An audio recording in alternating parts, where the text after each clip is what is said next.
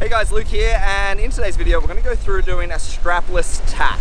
So if you've been strapless riding, you've probably seen people come in, they do a little maneuver, and then they head back out in the other direction. All seems really smooth, and so we're going to go through. If you've given it a go though, it actually takes a little bit of getting used to. So we're going to go through the steps today, try and break it down for you so that you can get out there and really try and master this seemingly simple skill, but something that I really struggled with when I was learning to kite. And so we've got Graham Harney here with us today.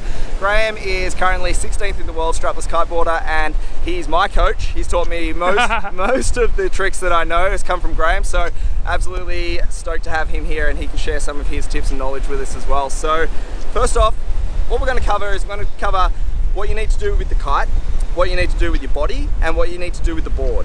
Okay, and we're going to go through it in 3 steps. So talking about the approach, and then switching your feet, and then going back out of the other way. So to get started, let's go through the approach. Let's talk about the approach. So for me, anyway, Graham, basically, if we think about what a tack is, if you're really just new to this, what's happening is we've got the wind at our back today, and you're going across the wind like this. You've got a directional board. And what the board is going to do is you're going across the wind like this, and then the board is going to turn upwind. So the nose is pointing up, straight up into the wind. And then it's actually going to go all the way around like this. And then you're going to come back the other way. And during that motion, as you're standing on the board like this, and you push it up, nose into the wind. So imagine you're standing like this because you're coming along. What you're going to do is you're going to switch your feet position. So now you're standing on it like this, and then it's going to continue to push back around, and then you're riding off in the other direction. Okay, so that's sort of the basics of how it's meant to go. And so for me, on your approach, you sort of need to slow down, all right, because you're coming to the end of a tack, of a move, of a run. And then you sort of start a progressive carve upwind. So you sort of like, you get on your tail a little bit, you sort of carve the board up, just like I explained just then. Turn in, and it's like a nice smooth carve to about this point, like that. And at the same time, you're sort of moving your kite up to 12 o'clock. So that's sort of that's how I approach the tack. Yeah, so it should be one fluent movement. So as your board comes up into the wind, your kite is slowly going up toward 12, and then take us through the transitional period. Okay, yeah, sure. So then, meanwhile, your shoulders are always staying back to the wind. You might see guys doing a duck tack too, but we're not worrying about that at this point. We're just doing the basic, simple shoulders always back to the wind throughout the whole movement. Right, Is that correct? Yeah, so you're saying you're not really twisting like this, and then trying to twist back like that. No. Yeah, so you're sort of like turning the board up, right? So you're sort of using your legs and your hips to drive the board up to there, hey, without twisting too much. Yeah, that's right. For the most part, your body is staying back to the wind. You'll carve your board up, and this is as much as your body is changing. Even though your board is doing the whole 180-degree switch, your body isn't turning much more than 30, 40 degrees. Cool. Yeah, good tip. Yeah, that's a good tip.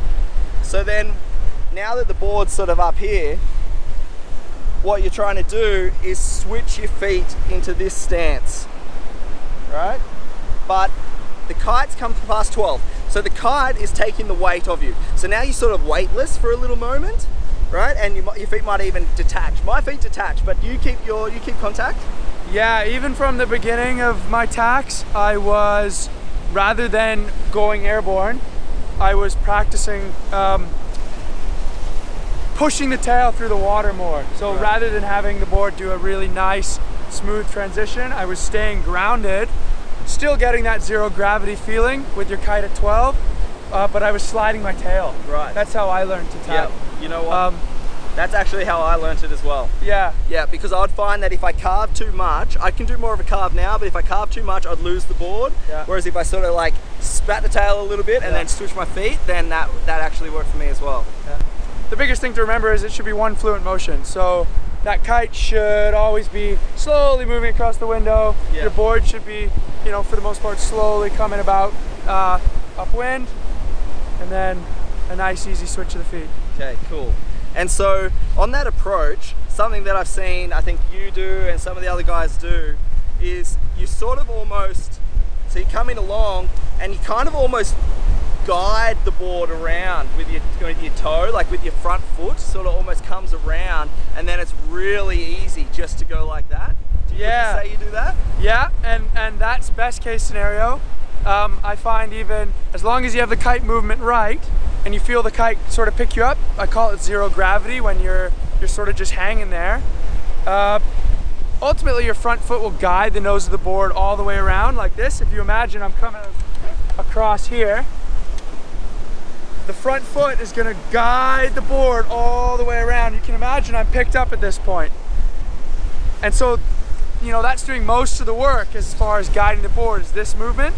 But even if you mess that up, it's still your zero gravity. It's kind of just a tippy toe to bring the board, whatever means necessary, whether it means like pushing the tail a little bit further out or like doing a little like worky and then switch your feet and off you go the other way. Cool. But yeah, like you say, that front foot does most of the work guiding the board around. Cool. It's not so much a carve at that point, rather than a board is flat in the water, you are zero gravity, and your front foot is just moving the board around. All right. So let's go through the third part. So we've sort of talked about the approach. You're sort of slowing down, you start to turn the board up like that without twisting your body too much. Like Graham says, you can sort of use that front foot to bring the nose. The goal is to get the nose pointing sort of up into the wind, and then the kite at this point is at exactly 12 o'clock. Now, the next step is that you're switching your feet and driving the kite back down in the direction you want to go as you sort of guide the board to continue in that same direction. And something that I found was you can't break that down into steps. Even though we're explaining it in steps, for me it can't be a step, right? So that needs to be, like Graham said, it has to be a fluid movement. Don't think about, okay, now I've carved the board up here, my kite's at 12, okay, now I'm going to switch feet, okay, I'm on the board again, now I'm going to dive the kite. It won't work. What will happen is you'll sink into the water. So that kite motion, as you're coming in, you have to actually drive the kite over and time it all at the same time, so that when you switch your feet, the kite is already going to pull you in the direction. Okay, so let's talk about troubleshooting. If you've had some problems, you've been trying it yourself and it's not working out. So a couple of things that you might find that are going wrong. I think probably the three main things for me is that you sink into the water, so you sort of get halfway through and you get sunk into the water, or you get pulled over the front really hard, or you sort of carry away from the board. So like you're halfway through your tack, your feet come off and you sort of fly off the board's back up there and you've flown downwind. And so I think one thing for me anyway, like we've already talked on a lot, the fluid movement, if you find you're sinking into the water, the fluid movement and making sure you're far enough back over is key. So if your kite's still too far in the direction that you were traveling and not now in the direction that you want to be going, right, then you're going to find you sink, and then you have to sort of throw the kite and try and get back up. And of course this works for both different directions depending on which way you're going. So just if that's happening and you're sinking in, you need to send the kite back a little bit harder and a little bit earlier. If you are going flying over the handlebars sort of forwards like this every time, then what's happening is you're sending the kite back too aggressively and too soon. Okay, so just slow it down a little bit. And if you are, if you're finding that you're flying away from the board, then what might be happening is you're pulling in on the bar a little bit too much. So one of the things that we haven't really covered yet is what you do with your bar. Yeah. So when you come into the tack, you're sort of sheeting out, aren't you? You're sort of getting weightless. You're not completely sheeted out like this, but you're sort of like, you're not cranked all the way in, are you?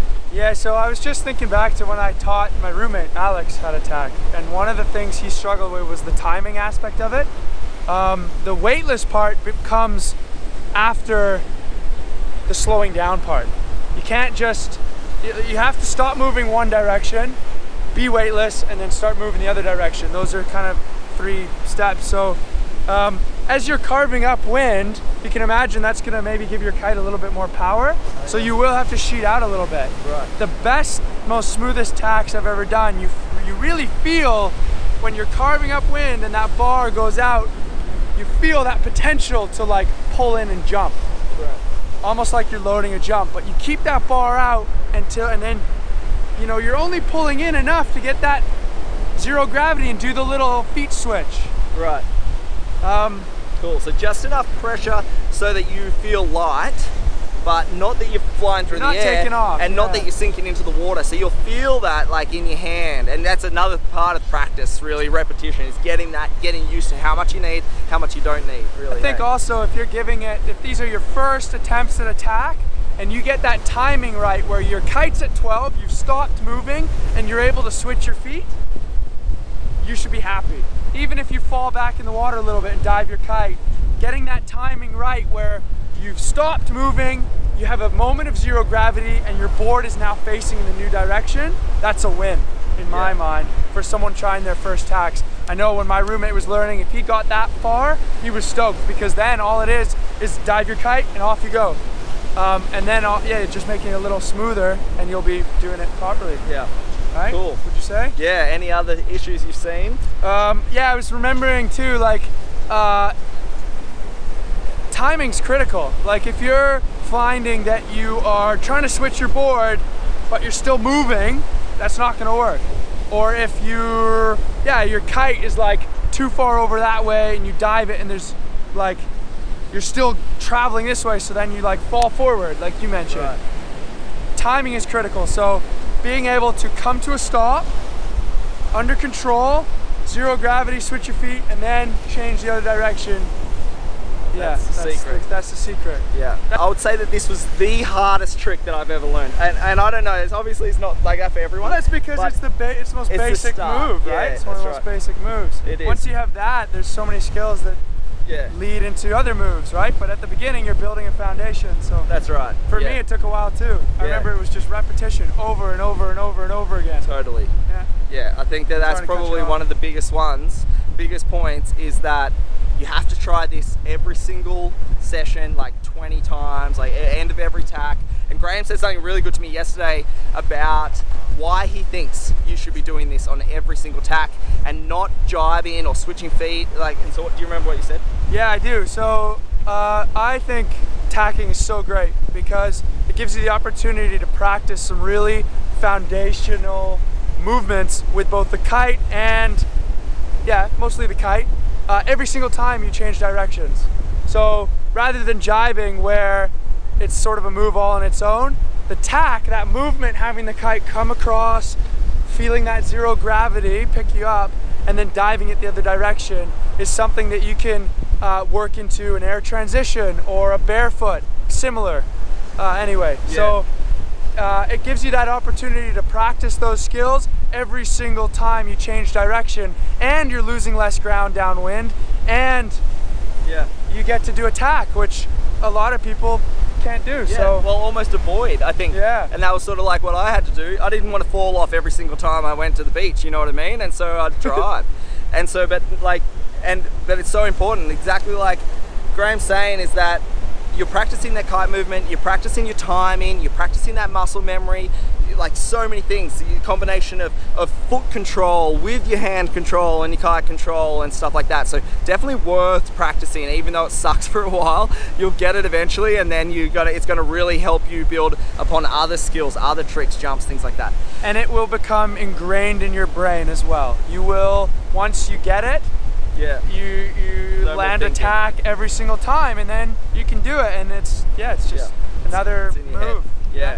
Okay, so I know we've sort of general discussioned a little bit, so let's just go through the key points. What would you say if you can go through it again for the people watching? You should start by thinking one fluid movement. You want it to be one fluid movement. That's most important.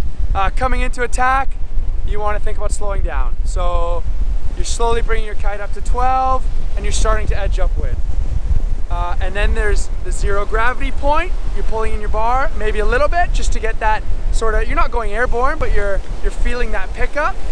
Your front foot's gonna guide that board around, just like that. Say we're going this way, guide the board around. Let's come around. And then we are switching your feet and diving to go the other way. Awesome. Sum up. Great, and I guess just when I saw you do that, one other thing that sort of happened for me as well was if I couldn't catch the board when it was pointing upwind, it didn't really matter. Like if I did lift up a little bit, I would just sort of see where it is, position my feet, and then just like reposition quickly. You know what I mean? So one thing is to anticipate that pull. You want it to pull you that direction. Like you don't want to think, oh, it's pulling me over the front or anything like that. Anticipate, yeah, I've drove the kite down, so now it's going to pull me. So you sort of land on your feet and then, yeah, let's go like that. That worked for me as well for the Nice. tack. Yeah. Cool. Thanks, Graham. All right, man. Pleasure to be on the Flukes show. Yeah. Before you go there, where would people find you if they wanted to come and check Graham out? Yeah, Instagram's the best place. My Instagram for kiteboarding is Graham H. Harney, which is Graham Halliard Harney is my full name. Awesome. For those sailors out there, you'll know what Halliard is, and have a good laugh. And yeah, Instagram's the best place. Graham H. Harney. Cool. Thanks, Luke. Okay, thanks. Hope that was helpful, guys. Thanks for watching, and we'll see you in the next video.